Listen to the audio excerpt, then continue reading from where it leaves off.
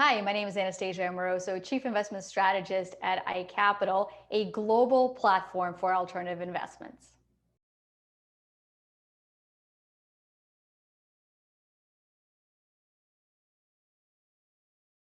Whether inflation is transitory or not has been the crucial question of 2021. And I think in 2022, we will finally realize that parts of inflation are transitory, but a lot of it is sticky enough and it is here to stay. The parts of inflation that we should see come down as the year progresses will be things like used car prices or maybe even gasoline prices and things that really surged during the pandemic.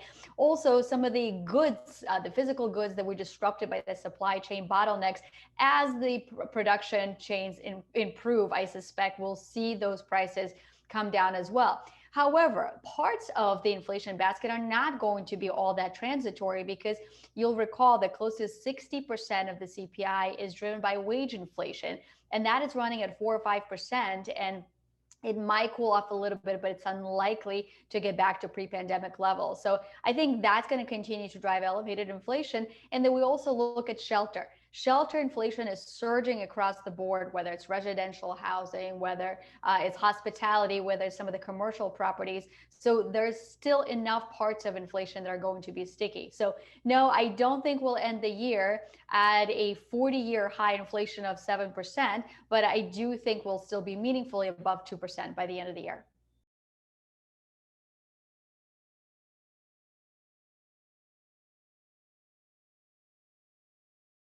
Part of our outlook for this year has been calling for inflation to still be with us, but the economic growth to slow down. And so that means that what has been significant growth in 2021, that's going to be a little bit slower this year. But we're not expecting to see a material deterioration on US economic fundamentals.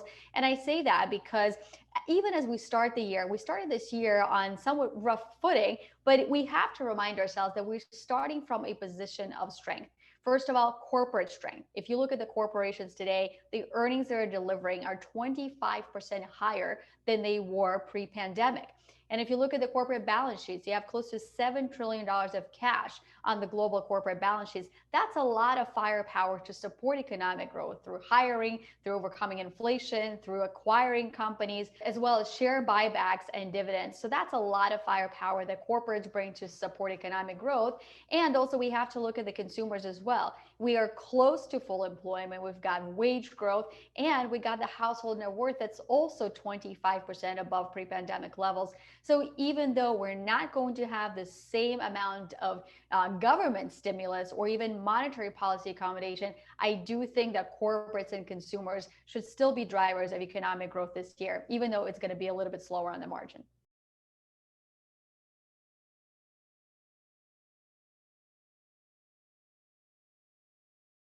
One of the challenges for investors this year is that amidst this outlook for somewhat slower economic growth, for somewhat slower earnings, but on the flip side, still elevated inflation and higher rates, this poses challenges to a traditional 60-40 portfolio. And in fact, we have seen this already with stocks being significantly down year to date, and bonds also, most of them in negative territory. The 60-40 portfolio just did not hold up in the face of these challenges.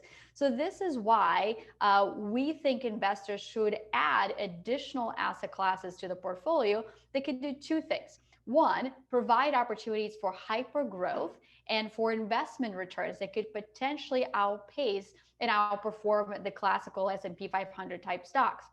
Our expectation for the S&P 500 is not for it to do poorly, it's not for it to be down on the year. We do expect modest single-digit returns, but that's the point, is that they're going to be maybe mid to high single digits. So in order to overcome inflation, we need something that delivers a growth rate that might be higher than that.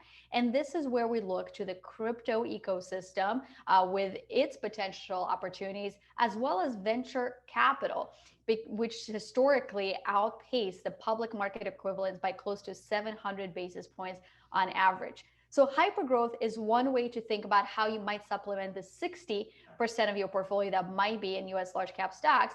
But we also need to talk about the 40% of the portfolio, which if that's invested in traditional fixed income, whether it's long-term bonds, short-term bonds, corporate bonds, or government bonds, all of those sectors, if they're fixed rate, fixed duration, they're likely to come under pressure as the Fed hikes rates.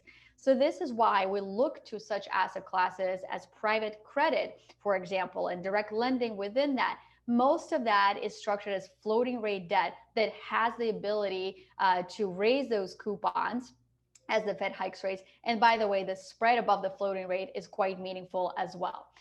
And we would also look to things like real estate. They have the ability to pass through inflation increases that we feel in that shelter space, that we feel through the shelter inflation part of the CPI. Some of the real estate companies are definitely passing those through rent increases, and investors can stand to benefit. So a few more things to do outside of the classic 60-40.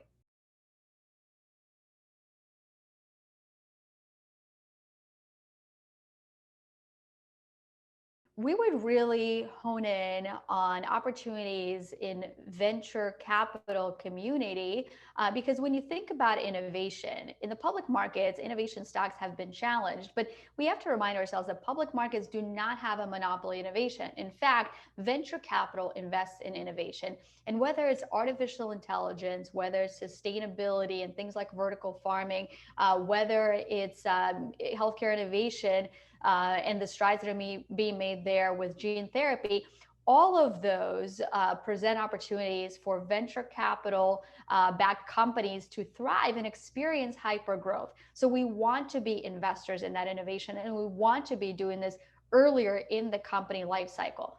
I'll also say that a lot of the venture capital managers are focused on the crypto ecosystem. That's where they're directing a lot of those VC dollars.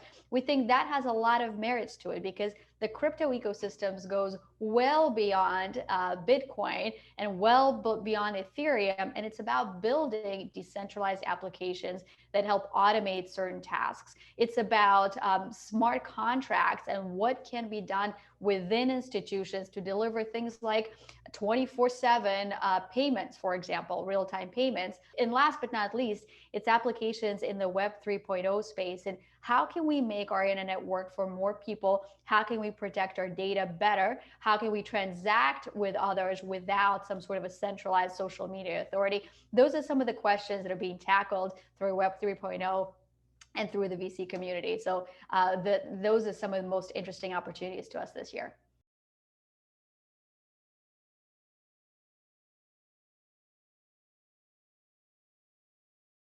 It's been a great bull run for US equities, where we've had 3 consecutive years of double-digit returns. And our outlook does not suggest that we're going to go into negative territory in terms of performance for large cap equities, but we need to moderate our expectations.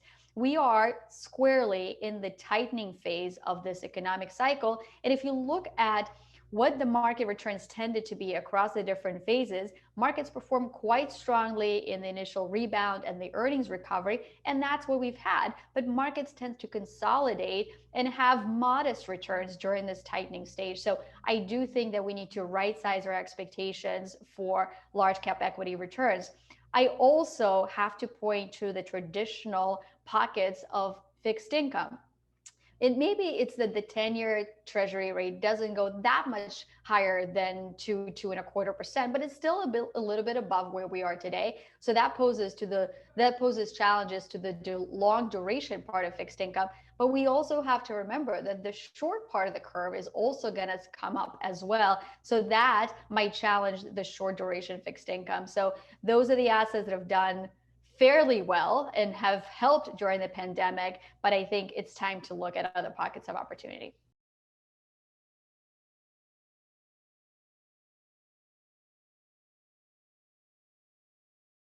Alternative assets have long been thought of as the institutional asset class. And if you look at the allocations that endowments and foundations typically have to alternative investments, in some cases, they're up to 40 or 50% of their portfolios. And that makes sense given that a lot of those institutions need higher returns, but they don't need the liquidity. Of course, that's not always the case for an individual investor, for a wealth management client, but a wealth management client too can benefit from access to more and more of these alternative investments that could provide the hyper growth that we talked about, or can provide alternative sources of income, such as in private credit and real estate. So what should that allocation be? Well, today we know that only 30% of the independent wealth management advisors allocate to alternative investments. And of the ones that do, the allocation tends to be small, about 3%. But with more and more access to alternative investments and a lot of runway to meet the institutional allocations, perhaps somewhere in the middle, we think ratcheting that 3% up to 8% and maybe eventually 15% of the portfolio makes a lot of sense to us. Thanks for joining me today. We covered a lot of the ideas from our 2022 outlook, and there's still many others to explore. So if you'd like, please visit our website at iCapitalNetwork.com and learn more about our 2022 outlook.